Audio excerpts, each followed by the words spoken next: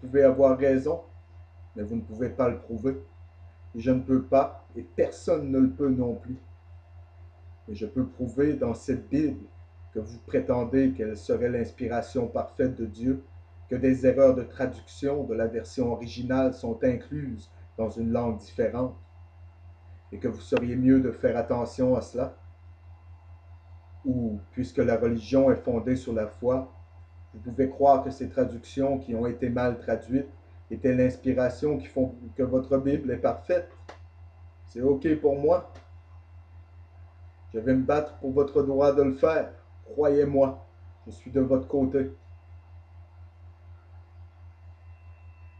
L'Évangile de Jean, la pure doctrine originale doit, mesdames et messieurs, avoir traversé des phases de transformation, d'adaptation, d'erreurs de traduction et de manipulation politique en fonction de certaines périodes et des circonstances.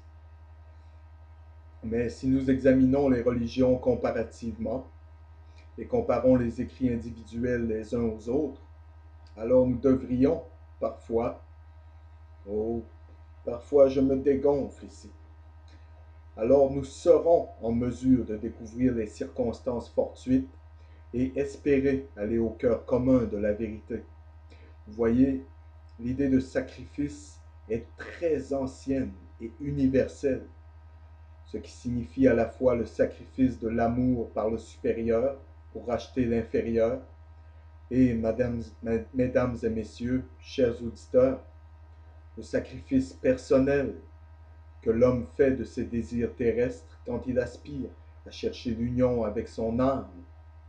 Les théosophes et les religions des mystères, les francs-maçons dans leur degré supérieur diraient qu'il veut atteindre l'union avec le Dieu intérieur.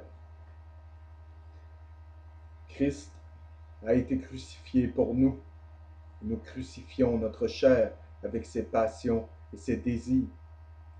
L'expiation, mesdames et messieurs, signifie être un. Être un.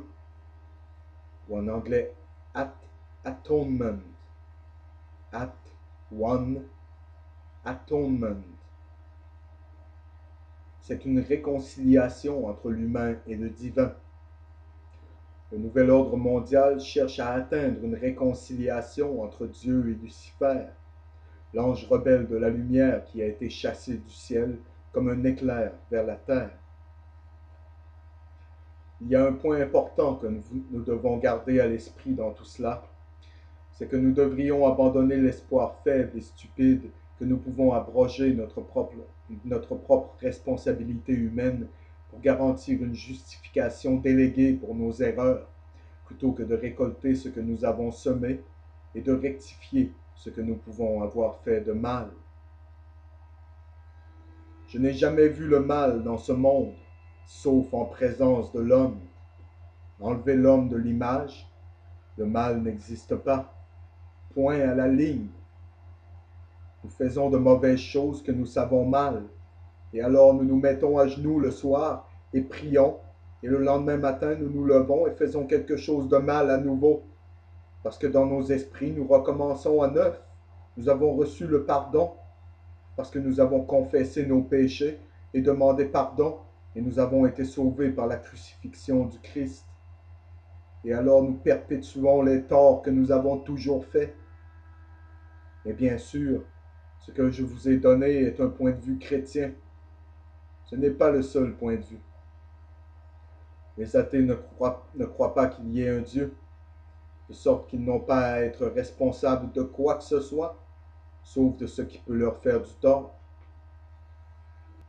Mais en somme, vous n'avez pas à vous préoccuper de la religion que quelqu'un d'autre pratique. C'est un cheminement personnel. Le bouddhiste suit le chemin enseigné par Bouddha, car c'est pour lui la manière parfaite de vivre. Le taoïste est en soi quelque chose de tout à fait différent. Les chrétiens croient que le Christ est mort pour les péchés de tous les hommes, mais cela n'excuse pas vos actions et votre irresponsabilité, sachant que vous avez été sauvés en Christ. Je vous aime tous. Bonne nuit et que Dieu vous bénisse.